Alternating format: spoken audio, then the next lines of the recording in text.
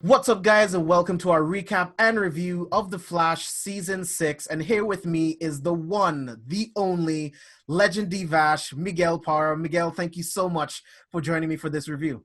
It's my pleasure and my honor to come here and join you on your channel and everything and talk about The Flash. So it's great. He's one of my top 3 favorite heroes.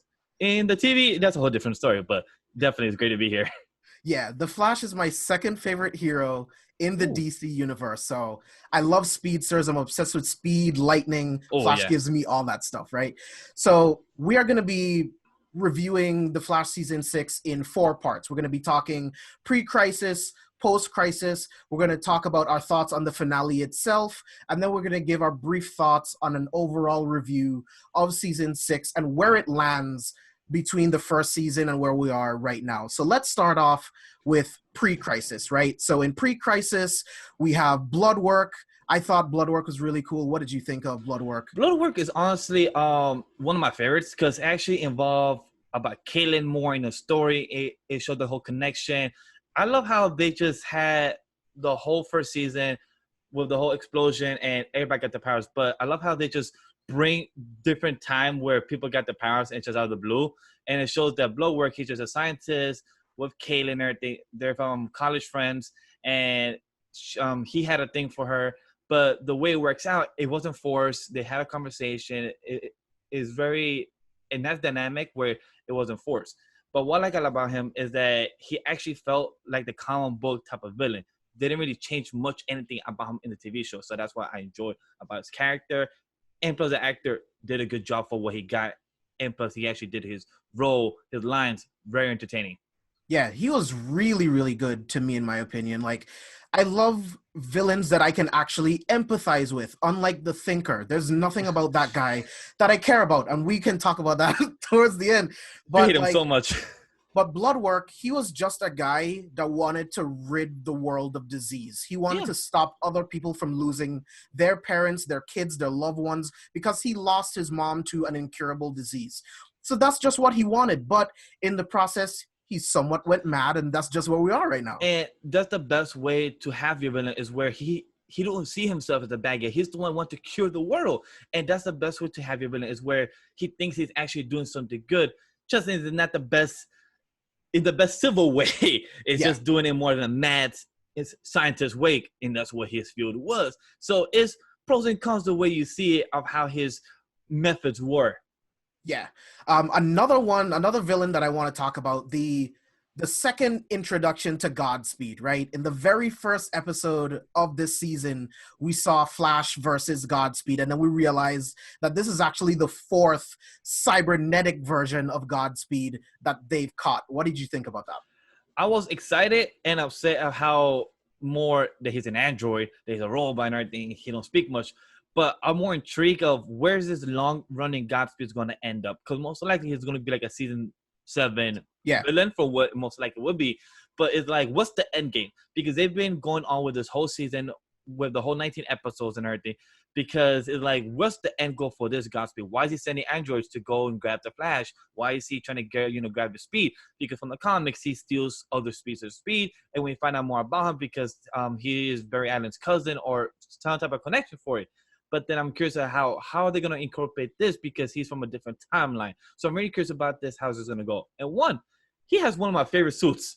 I don't know if it's the whole CG, but his suit makes it amazing. Like the whole white and the whole yellow, it makes it look amazing. I don't know if it's because of the whole CG, like I said, but it just looks awesome on screen. Honestly, I think it's because it's actually the Flash suit that's the most comic book accurate. Yes. It looks exactly like the comic Godspeed suit. And I mean, because they did it in CGI, it looks really, really cool. I love the lightning. I love how it's animated. But his end game, I think he's going to come from the future to a time where the Flash is at his fastest to steal his speed. Because this Godspeed on the TV show doesn't have access to the Speed Force. And then on the show, the Speed Force no longer exists.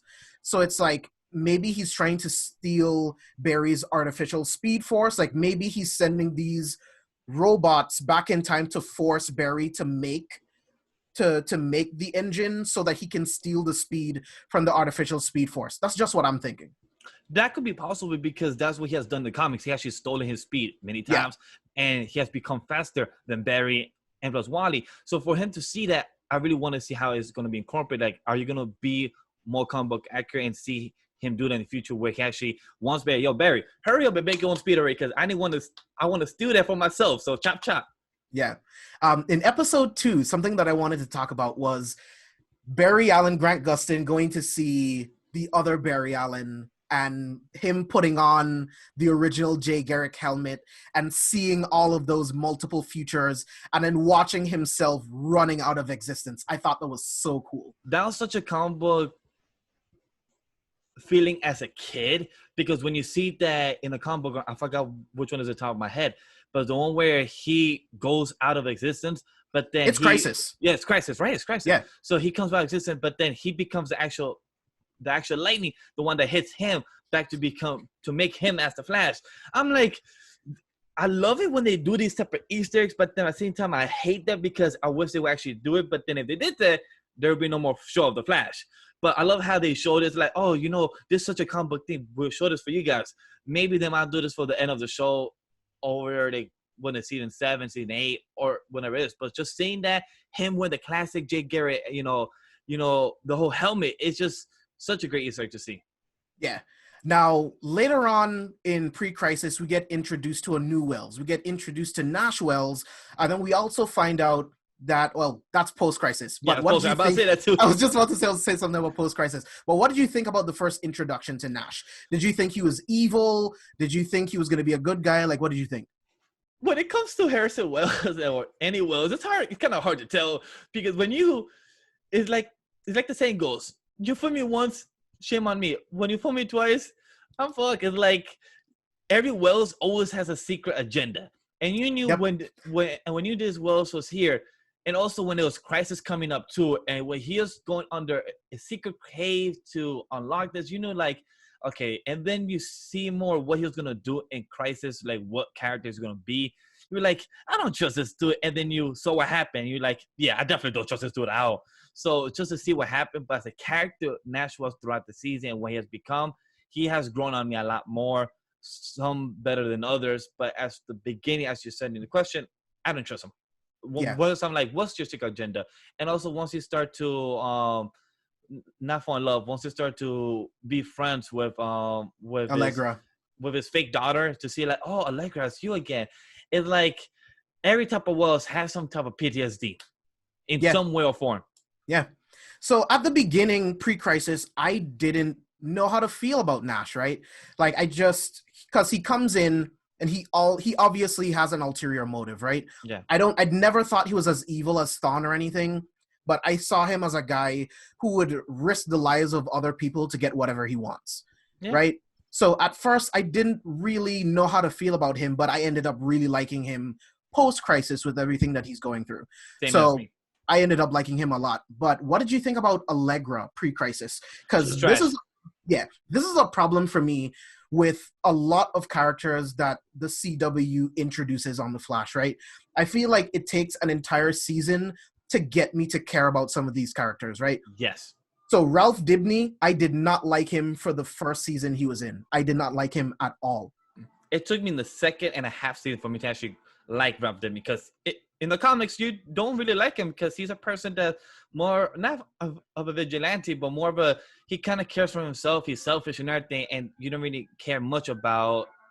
I never cared about Elongated Man. Like, nobody cares. Like, who cares about Elongated Man and Plastic Man? Who really does care about him? Nobody does. He's and a like character. Jesse, I feel like it took a really long time for anyone to actually care about Jesse. But me, Jesse, Wally, go ahead.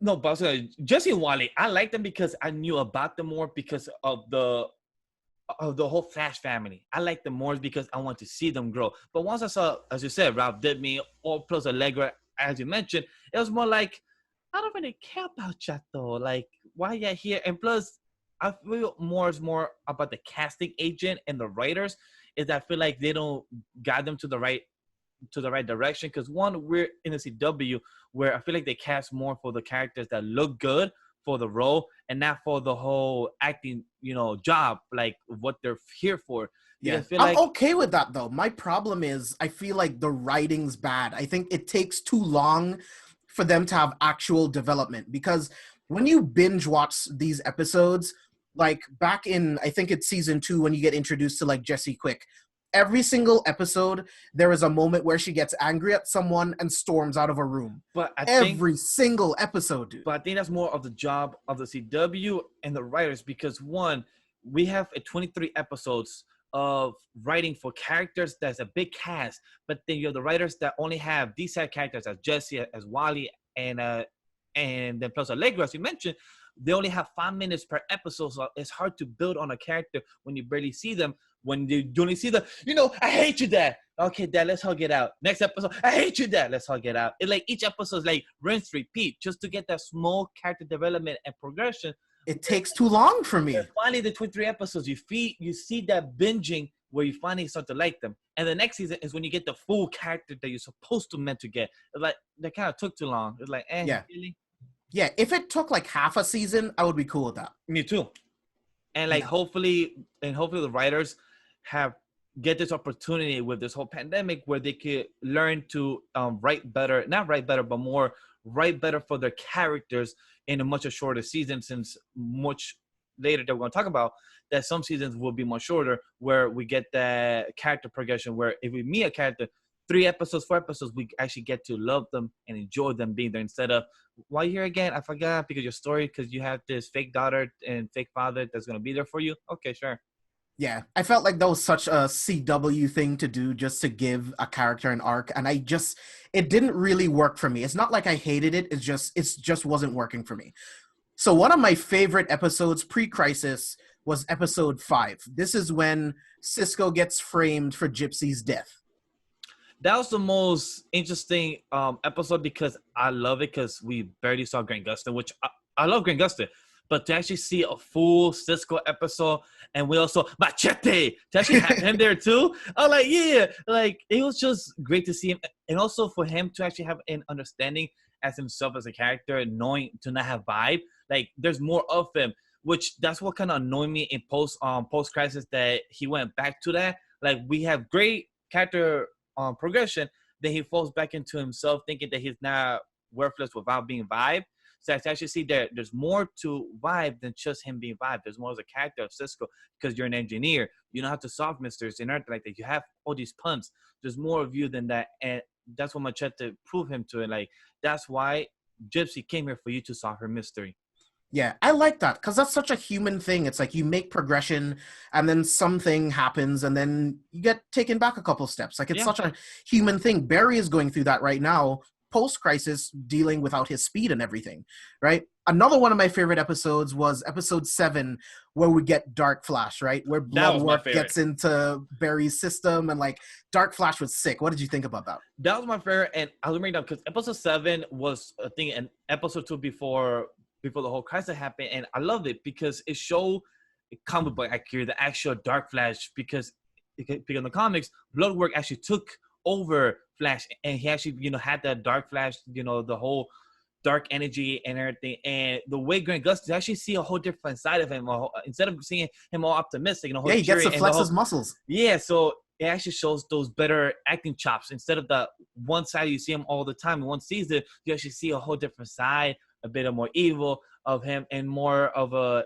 angry side when he talks to Iris, to Joe. So I like that side where it was different. Like, okay, he has more of an acting chops. So it shows that once he leaves to show the Flash in the future, he has more opportunities to show, stretch his legs. Yeah, most definitely. And I thought that episode was a lot of fun. And let's get into Crisis itself.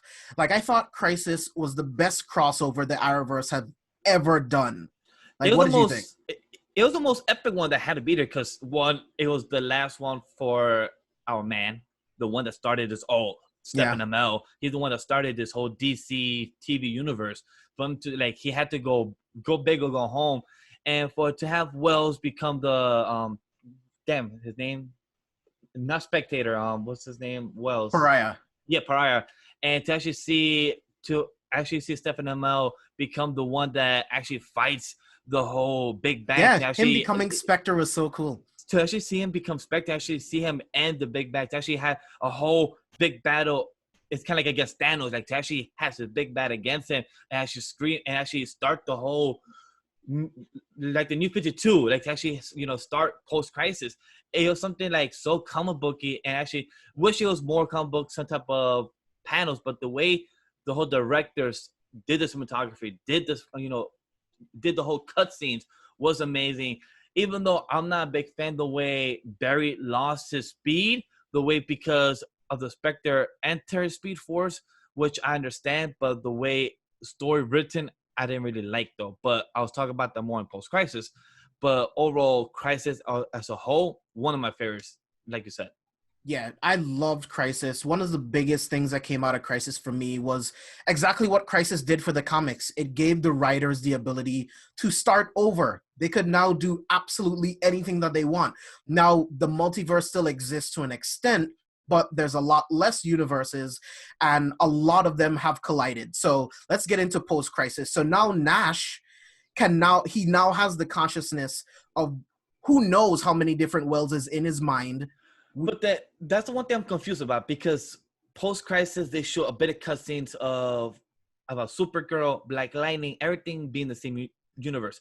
But then in some panels they showed that some universe still exists, like Yeah, other, I think there's just Earth a to Earth 3, smaller yeah. number of But universes. that's the thing that was never established. Like, how many wells are inside Nash, and how many wells still exist? Like, is there other wells that still exist? Is there another Earth that they could meet wells to wells face to face, or is every single one dead and just in it? Like, that's the one thing that I wish was more elaborated.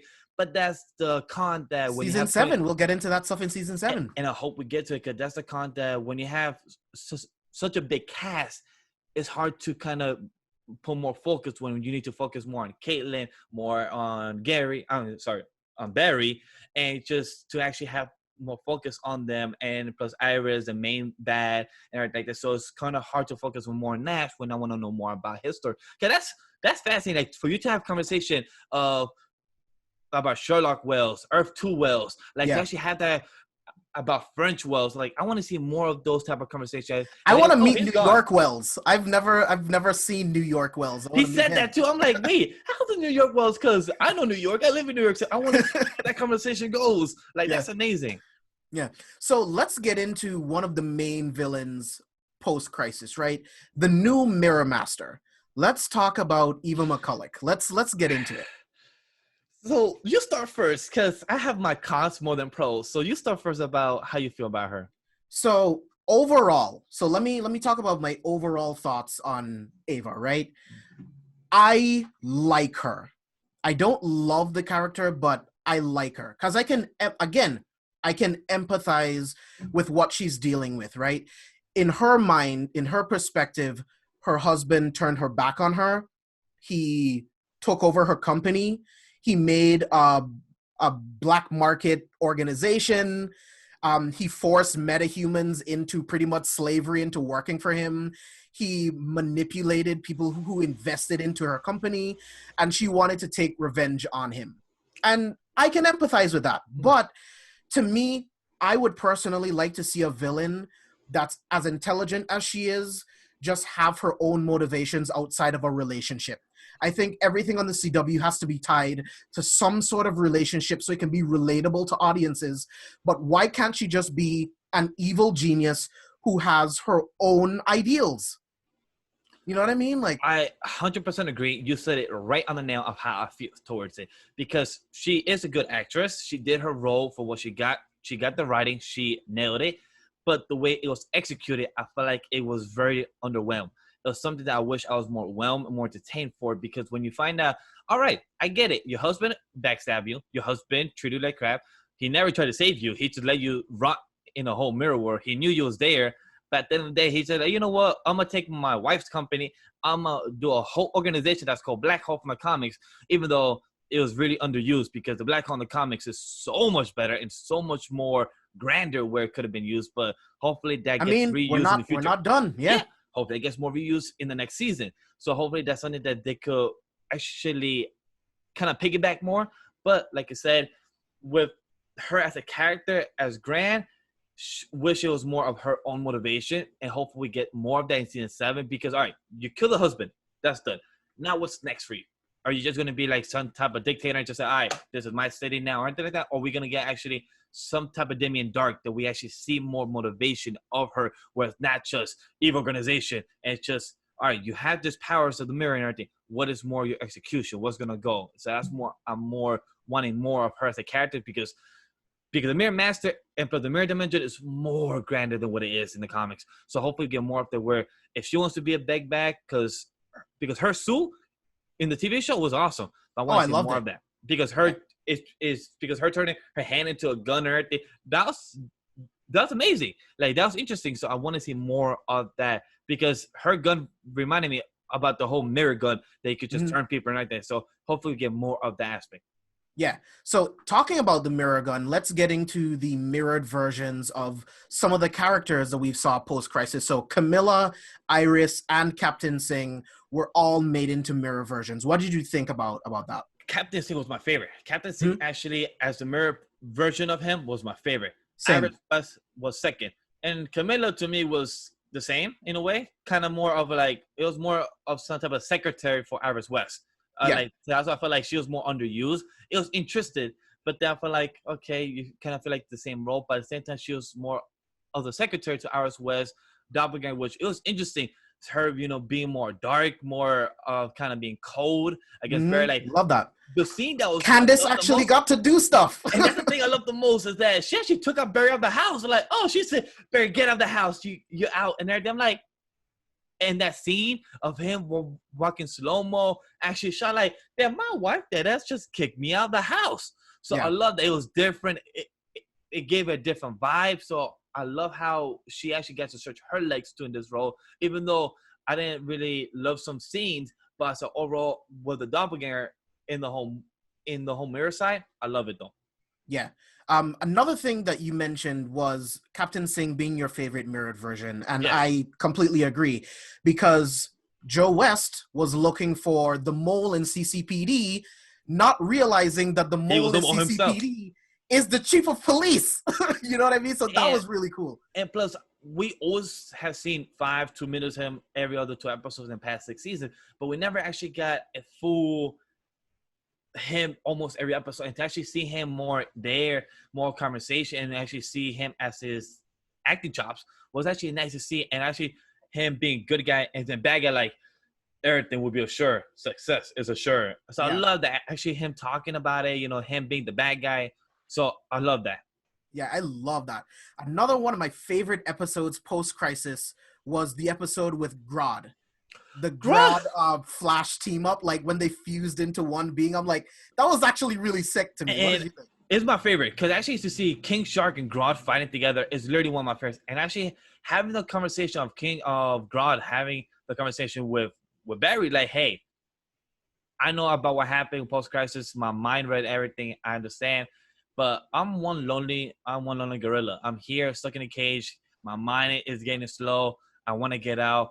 I won't be a bad guy no more. But goddamn well, he's going to be a bad guy again because that's the progression of Gorilla Grodd. Yeah, we'll see. That's him in the comics. He's always turned good. He's always turned bad. He knows when to switch his sides, and that's something that I'm happy. But my favorite was actually King Shark. To actually see him as a person that actually is in love, has a communication with somebody. So that was very interesting. The whole fight and everything was awesome. And of him coming out of himself, it was very fascinating. Yeah. Post-crisis has a lot of good moments for me, which is what drives me nuts when the episodes gets really slow, right? So the episode right after Grodd and Flash team up was the death of the Speed Force. This is where we got to see Wally West again. He has all of these new abilities. How cool was it to watch him like literally make duplicates of himself and take apart this entire helicopter? Like that opening scene was sick. That's so comic book accurate. Is my favorite is because in the comics, Wally's the most connected to Speed Force in a spiritual aspect. And that's my favorite because Barry is connected in the mind. To actually see Wally be more connected, like, hey, Barry, you got to talk to Speed Force. You haven't been there for a while. She misses you. I tried to connect her and everything, but she doesn't want to talk what's going on. And to actually have them connect and actually see the green power from the Spectre, because it became all invaded, which I'm curious about. Once he gets his own new speed, is she gonna come back and become the new person again, or is there gonna be a whole different new character, or are we gonna see somebody new? So that's why I'm very fascinated to see where's the story gonna take place about that.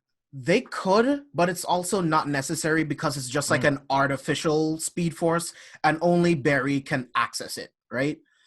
So I think even Wally would have to create his own speed force. I don't know. There's a lot of questions for season 7. So that's what I'm curious about. Like, where's the story going to take place with the new speed force, or is it going to be something that once the original person and then he makes it, Barry, is it going to be connected to all the speed force again in the future, past and present? That's what I'm curious about.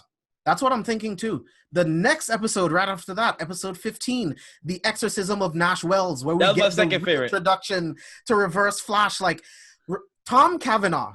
I know you're watching this video. Tom Cavanaugh is my favorite actor on the show. Grant is amazing. I've tweeted Grant. I've told him how much his performance as the Flash means to me. But Tom Cavanaugh as Reverse Flash is the greatest thing. It is the greatest thing ever. He is so good. Go ahead. No, I was gonna say, like, he is freaking amazing because Tom Cavanaugh, he shows that he's one of the best actors there. Like, him and Joe West, they are the two best. And it's just to see the way they go against each other. Grant and Tom, it's just the way they go. Like, he knows how to get under Barry's skin. Yep. And the way I think Grant is at his best as an actor is when he goes off Tom. Yep. Because you see the whole anger, him about to cry, guys. He will forever has that anger. And me and I have goosebumps talking about that scene. Yep, same dude. Just to see him talking like, I will come and get you. Like, he's about to kill Harrison Wells in the same way he killed Cisco. Yep. And to see Cisco sing you have to look exactly. It trauma him because he knows, like, I got killed like that. And then to see him that you better do that to Harry, but that's not really Harry. That's freaking the guy that killed your mom, that literally caused you trauma for years, that caused you hatred.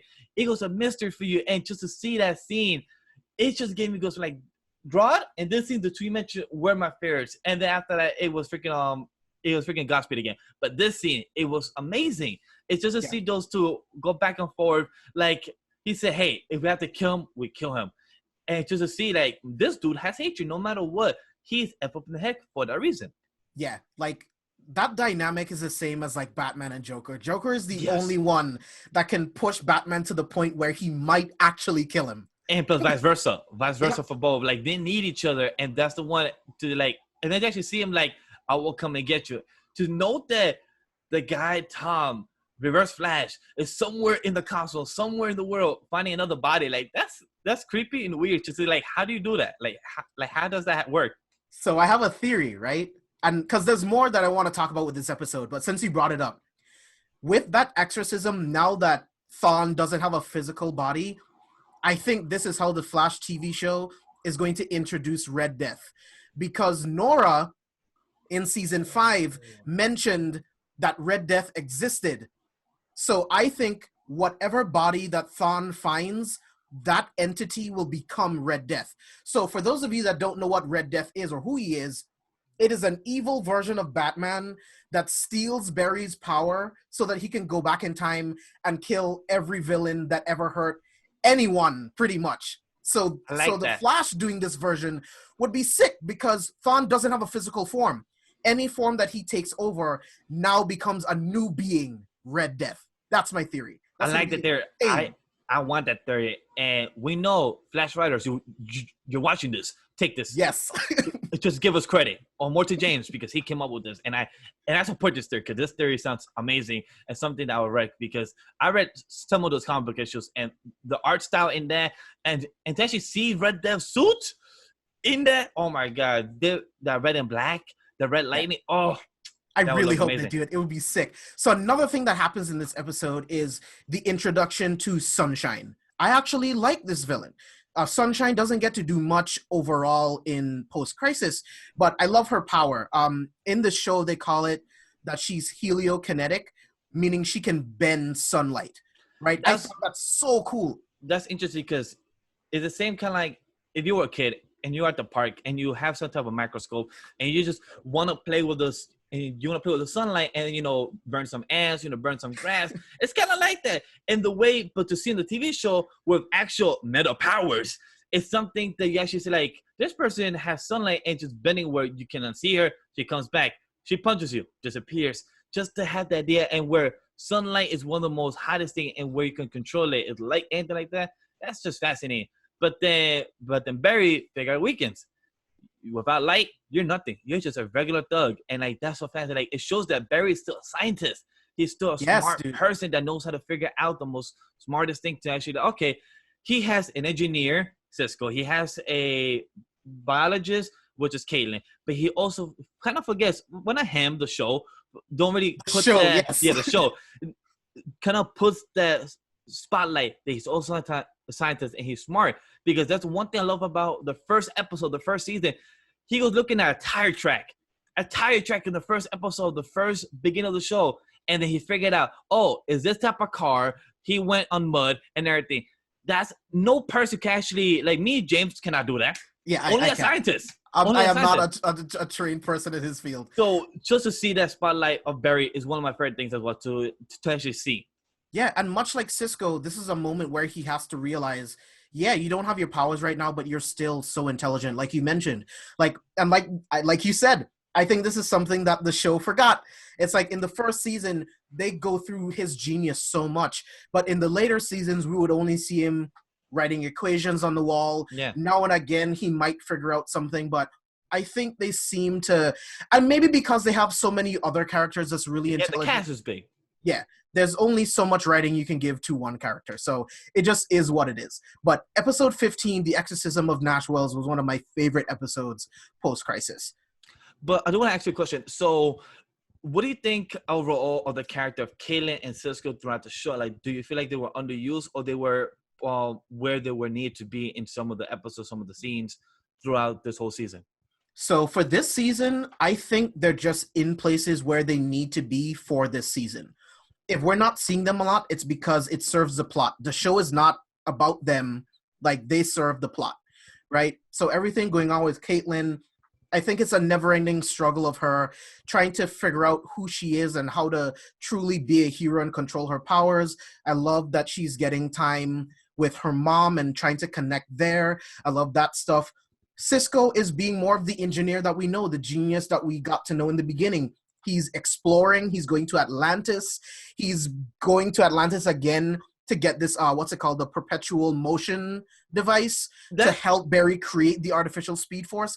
They got stuff to do. That's one of my favorite scenes about post-crisis, that once he came back after this whole hunt of being Indiana Joe, going around the whole world, talking about, okay, these are the people I find out. These are the new characters. These are new faces. This is why they hate you, Barry, because you put a person in prison, and it's because that person is actually their love interest, and that's their boyfriend and everything. And we also have these. I went to Atlantis. I went to the Amazonians. So when I find this Easter egg, like Atlantis, so who the hell lives there? Aquaman.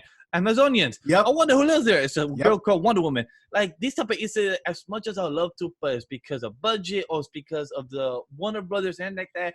But just to see Aquaman, just to see just to see Gotham, like if they say Gotham, like from what happened when we saw Crisis, Titans is connected to this DC and everything. Like just to see, oh, I went to Gotham and I found some people, in a red suit that that calls themselves Robin. Like just hearing those things, I'm like, yes. Can we get them though? Oh, look there. So it's just amazing just to see those Easter eggs. And that's what I love about Cisco. Like he just punts and just put those one-liners as a character. Say, about Harry Potter, about his characters. It's just amazing. Yeah. So on the topic of Harry Potter, let's talk about Pied Piper in episode 18, because this is where we got to see Godspeed again. We got more backstory into Pied Piper because history changed. So this is something really interesting. So history changed. So that moment, I forgot where they were, but they were on a highway. Barry versus Pied Piper. When history that was on the dam of the city.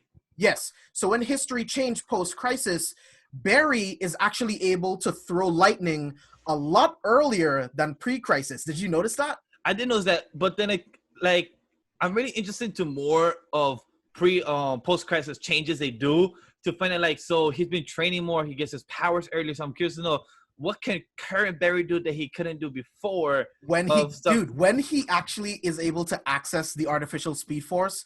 So that's the other thing, right? So we know that he got more speed faster. The Spectre increased his speed during Crisis.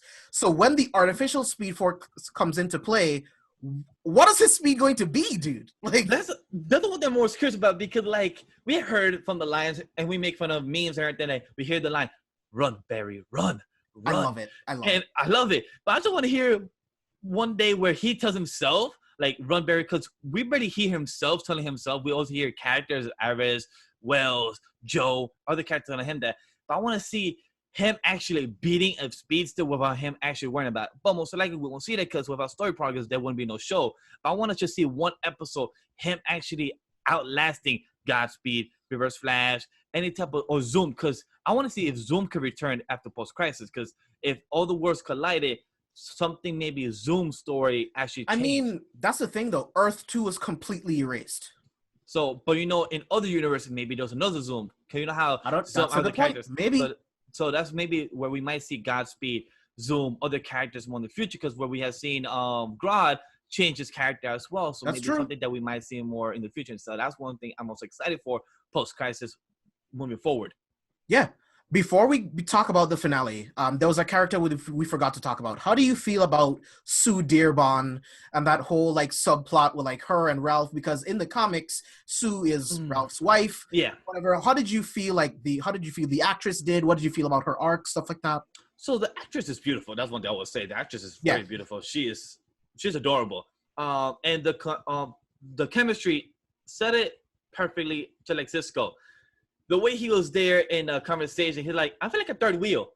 And it's like that. Like, one thing I really got to admit, the chemistry between both actors are amazing. It's almost like Barry and Iris West. It's very beautiful dynamic where it works for them. But what I'm curious about is to see what is her role going to be moving forward. Is she going to join Team Flash, or is Ralph Dibny going to have his own adventure, or is she going to join a different show with Supergirl, Legend, something like that? Because like, once his plot of helping her kind of close, because right now she's framed, what is they going to do after that? So that's what I'm curious about. Yeah, I mean, like you said, dude, I think she has to join Team Flash in order for them to help clear her name. Yeah. Because I don't think Ralph can do it by himself, and I don't think that Team Flash would let him do it by himself. It is going to be interesting, because most likely she only knows about him, about his secret identity. Most likely at the start of next season, he's going to be like, you know what? I have a couple of friends that could help us out. Let's go to our secret base that everybody could just come in without no alerts or alarm cards. Just like freaking Godspeed. I love that that's a running joke, that literally anyone can get into Star Labs. And then I love how Wells acts Cisco, you don't even know, no type of security. And Cisco, I'm trying to fix this artificial speed. But just people be coming in with no problem. All the time. Right. It's the same thing on Arrow too. Like, anyone can get into the Arrow cave. Just get inside the elevator, be like, oh, nice cave. Oh, cool place. And like, Ralph David's gonna just bring her in, like, hey guys, I have a problem right there. She just got framed. Can we help her out? Oh yeah, of course, yeah, sure, no problem. Not even asking, like, hey, did you ask him if you could just bring your girlfriend that's taking a robbing person that has robbed the rich and everything, technically has helped the bad guy of the whole season? Oh yeah, of course, bring her in. Another thing that I loved post-crisis was Team Citizen, right? Like, that was my favorite. Camilla, Allegra, and they went on their own adventures investigating Black Hole, investigating Carver, and again, Candace got to really stretch her legs in terms of her acting chops. And I'm happy about that, because it shows two teams having Iris West and the other cast members having their own thing, Caitlin and Cisco and Flash, Barry having their own team, and that's something, and there are times where they could work together. And hopefully in the next season, the writers saw, the reviews, us, hey guys, how you guys doing? Watching us, see that these type of dynamic work. Team Flash and as a Team Citizen could work together and have their own type of separate episode, or have 20 minutes for them, some type of conversation, doing this, and then 20 minutes for them. And then at the end of the show, the last 10 episodes, the last 10 minutes of the episode, they actually could find the big bad and take it out, because you guys have found the proof. This is how you found the name and everything like that. So hopefully they work in a way to find that in a type of collision. Yeah. How do you feel about Cecile? Because there's moments where I feel like Cecile isn't getting a lot to do this season. I feel like she's the most. It's only because, I mean, for the story, she just doesn't have that much to do, I guess. I feel like she's the most underused out of this whole season, because I feel like she found something. She's gonna be some type of lawyer. A metahuman lawyer, yeah. Yeah, she's gonna be a metahuman lawyer for metahumans only, and that's something. But then somehow everybody has the same office in the same building, and there's no security in that building either, because anybody could enter too. But to actually find her job, I find it helpful. But then she always got connected to Team Flash, where I feel like she should have connected more to the Team Citizen and help them more, because they do the newspaper and everything. And if she connected with that, it's much easier for her to get more clients in the metahuman side and help them out. So hopefully she gets more of that, more useful in the next season. Because Joe West, I felt bad for me this season, because he got named captain, but then has to go to Sidwick. And I'm like, but also I found out he also was hurt. So I'm like, I understand why he was in this position, but to feel like him and Cecile was really underused in the season. But hopefully they get more roles and much better story in the next one. Yeah, agreed, dude. I think for a lot of characters, this season was a lot of setup, because I definitely think in season 7, we're going to get a lot more of Cecile and her new agency. We'll get to see Joe stretch his legs more as captain of CCPD and all this type of stuff. So let's get into the finale. Let's talk about the finale. Let's talk about more of Mirror Master. So she's free now. She's free. She's walking around, and she gets to kill Carver, right? So it's like we talked about before, like, where does it go from here? Like, what did you think about the finale episode as a whole? Let's start there. Out of a whole, as a scene finale, is the weakest one for me, because I didn't care about Carver. He got killed. I'm like, sorry, Colin. He got killed, like, just shot there in the mirror. I'm like, kind of symbolic. That's one thing I gotta admit. Very symbolic, where he gets shot by the mirror that his wife got literally sent to. So, like, okay, very symbolic thing. But at the same time, it's like, he was a person, he was a big bad. He was a CEO that stole money, stole from the poor, had a whole organization. All right, you got what was coming. And your wife said that I will not be happy until you kill him. And the bear's like, there's no need to kill. There's something bound to happen. But as her as a character, she got what she wanted. And most bad guys don't succeed. And she actually succeeded to get what she wanted. For now, anyway, yeah. And also, nobody asks questions like, hey, where were you for the past 6 years? The whole news reports. They did, but then she explained it, and everyone's like, you know what? We accept that for story bits and everything. It's fine. You don't need to be psychologically evaluated because you were captured for 6 years. That's fine. Nobody's gonna ask you about your tax return. Nobody's gonna, hey, you're still good for your bills. You're still good about your pay rent. No worries. Just, we're good. Just take back the company that your husband just got killed for and everything. Just take back the husband and everything, and nobody's gonna ask about her security guard. It was her company. Her Carver only became CEO because she was missing. But then her security guard. Yeah, but then her security guard is right there. That looks like one of the bad guys that Laird has done other killings to some other banks. No one's seen them. No one has actually seen them. So when I saw the finale for the first time, I thought that Sunshine, Dr. Light, and Ultraviolet were mirrored versions of the real ones. But when I watched it again, I realized, no, she pulled them into the Mirrorverse and pretty much pulled them to her side, telling them that she would pretty much set them free. She told them the truth and set them free, because they were all only working for Carver because they were afraid of him. Yeah. And Black Hole. So. But it's really sad that how can you get scared of a guy that's CEO and has no powers when they're the ones that have powers? But then influence, dude. He has influence and money. That is true, and he probably offered them money, and I was like, you know what? Sure, why not? Blackmail their families. But the one thing I'm more excited for is to see Iris West and plus Camilla, and to see Singh.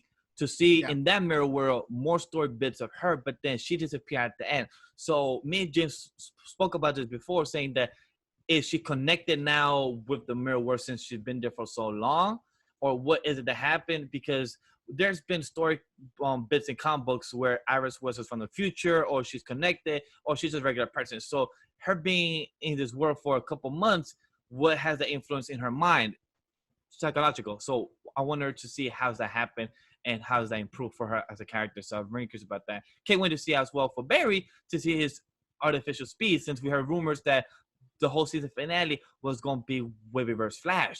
So something that, and plus Barry on IGTV or IG Live, he said that we're going to still do that, but we might do that at the beginning of 7. At the beginning, or in episode 3 or 4, once we wrap this story about with the whole Mirror Master and like that. So I'm really curious about how the first couple episodes are going to begin. So I'm really curious about how's that going to see. Yeah, I mean, they have time. I mean, these shows aren't coming back until like what, January? In the winter of January of that beginning of the season, of the whole beginning of the year. So I'm very excited to see how that goes and everything. So, and plus Supergirl and plus Legends will not be returning, but the Supergirl's because Melissa Benoist, she's pregnant now, so most likely that's why it's not going to be returning. So most likely going to be returning summer season. Yeah, probably. Yeah, but I mean, so let's talk about that, right? So let's talk about the whole thing with Iris. So I'm thinking that her consciousness has now become one with the Mirrorverse, and she'll still be able to communicate with Camilla. She'll still be able to help the real Singh, but we'll get into that more, of course, in season 7. My other thing is, like you mentioned, in the comics, there is a version where Iris is from the future, right? And she was sent back in time to be protected. So it's like, and I think it is this season, because Nash in Pre-Crisis, he uses his gauntlet and he scans Iris when he was looking for a certain material that only exists in certain places. So that was a nice little Easter egg that Iris may not be just this normal person. So you think there's more to it? Because I thought when I saw it, because you know how in some of the Marvel comic books, they do Easter eggs, but they don't actually go more of it because it's just more nod to us fans. I don't think the Mirrorverse thing is connected, but I do think they're going to go more into... So the Iris not being Iris, there's more to her. Okay. Yeah, because I was like, maybe they're showing us fans knowing, okay, there's something that we know about, but we're not going to actually see it. But if they're going to actually more in that progression in that story, I'm really curious about that. And maybe we're going to see more progression with her and Wells. You know, Wells, pass by her and sees another connection. Like, wait, what did the ring right next to Iris? And then Wells will connect. And then after he hears more voices, Sherlock Wells will probably talk to him like, you should go see what's going on there. And, we have the French Wells talking. I miss all the version of the Wells, honestly. I miss the council. Oh, the council was amazing. They're all in his head. But, I mean, there's only so much they could have done with, like, COVID and everything. They had to stop production. There's only so many things they could have done. So they left off with these 2 big cliffhangers. Iris became one with the Mirrorverse. That's what I think. And then Sue gets... she gets framed for the death of the murder of Carver. So we'll see how they resolve that at the beginning of season 7. The way she kind of went one with the whole mirror world, it reminds me of when Barry became one with the Speed Force when he had to go enter there like for good 4 months. So it kind of very symbolic of how this season finale ended when it was 2 seasons ago when Barry had to go. So it's very symbolic for that aspect. So what I'm hoping for is that Iris is the one that defeats this Mirror Master. I think Iris deserves to have a moment where she's the hero that defeats Mirror Master, because Barry still has to deal with Godspeed. He still has to deal with Fawn. It would be amazing if Iris was the one, especially now that she's one with the Mirrorverse. That's what I think. That hasn't been confirmed. I think that it would be amazing to give Iris another amazing hero moment. Because she has done a lot of incredible things throughout the series as a human person, but I think this would be amazing for the character just to do something really different. I totally agree. With Iris actually taking on the big bad is something that has happened in the comics or anything. So for her to actually have that role, it doesn't show her like it's always as the damsel in distress. It actually shows that she could hold her own foot, be independent, but also take a bad like, hey Barry, I am your lightning rod, but I also have my own, my own foot that can actually do something. I'm not just a person who is in control of a whole newspaper. I can actually help you out. And also, this girl had me track here for 3-4 months here. So I gotta do something. Yeah. So what are your overall thoughts on season 6, and where does season 6 land for you within the series so far? So when I first told James when season 6 was number 6, he like, wait, what? But then a couple days passed. I was like, you know what, James, I think you're kind of right. Season 6 falls to me as a whole in 4th or 5th place when I Okay. more thought about it, because as much as I enjoy the Thinker in some scenes, switching bodies all the time, and some of the actors weren't great, or some of the actresses, because they also turned into actresses as well. The character itself wasn't always well balanced. It just was on and off like a whole roller coaster. So I do agree where season 6 to me, I'll give it 4th or 5th place, more leaning to 4th. So it was more entertaining because to see post crisis, to see crisis, to see Cisco and the whole Killer Frost, for her to be gone for a couple of months.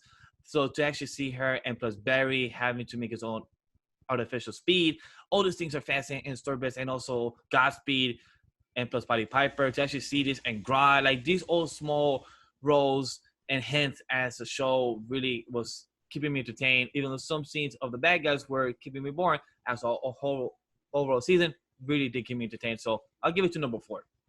Yeah, dude, I'm in the exact same spot. So my ranking perfect. right now is 1, 2, 3, 6, 5, 4. I think The Thinker is the worst thing that ever happened to the show. I fucking hate it. Same list. I get thought that. all of the bus metas suck. I thought all of their arcs were terrible. I hated season 4. It is the worst thing that ever happened to the Flash. Hatred is real. And Palpatine. I was starting to hate season 6, honestly. I was like, this is just as bad as season 5. But when I started to rewatch some of the episodes and I realized how great this overall arc is and what it's doing for all of the individual characters in this universe on The Flash, that's where I put it up to number 4 for me. I realized it really wasn't as bad as I was thinking it was, because I'm a binger. I think binging TV series, you get a lot more out of it. It's hard for me to watch stuff week to week sometimes. So binging a lot of these episodes just proved to me that the season really isn't as bad as I thought it was. That's why it's up at number 4 for me. Not as bad as 5 or 4. I totally agree. Binging the last 5 episodes before we did this reel, more entertaining. I cannot do weekly CW shows. It's just some scenes are, very soap opera. But to actually see these comic book things and actually see story bits more as a whole, very symmetrical. One story bit instead of waiting week to week, or you kind of forget some scenes and characters by seeing one. Totally agree. Binging is the best for these type of shows. Yeah. But I think we got to a good point where we can wrap it up here. Like, did you have any more thoughts on season 6 or anything before we head out? I'm just excited to see more of where season 7 goes and where it moves forward, to see Godspeed, Grodd, more as a character, maybe Zoom come back, as I mentioned, to see more stories and to see Barry. I'm excited, and hopefully, like I said, for season 6, I hope we see more of Cisco, more about Camilla. I want to see Atlantis, dude. It's just a panel. If anything, just copy a scene from the film. You guys are don't do that. Definitely don't do that. well, they did get the Flash of the DC movie, so if y'all could just have a conversation, it could work. Like, hey, can we just borrow Aquaman for one episode? Just, hey, your ratings will go high. If you just show a promo, the Aquaman's coming to an episode, your ratings will skyrocket. So trust me, that would be great. That would be awesome. Dude, I am really looking forward to season 7. There's so many things that they have to answer, so many questions that I need answered. There's so many theories that I have. And I would love to do like a separate episode just on season 7 theories. I think that would be really fun. I would do that. I'm there. You can always catch me here, always talking about this. Yeah. So where can people find you online? Guys, you can also find me at Legendy Vash, Twitter, IG, everything, or at Anime Lately, YouTube channel, everything. Finding me, Twitter. Yeah. Guys, you know where to find me, right here on the Careful for Spoilers YouTube channel. All of my social media and the link to our website, you can find that at C4 Spoilers. All of that stuff will be in the description below. Miguel, thank you so much for joining me on this episode. We'll be doing a lot more content for you guys because I had a blast and I can't wait to do more. Likewise, guys. Bye. See ya.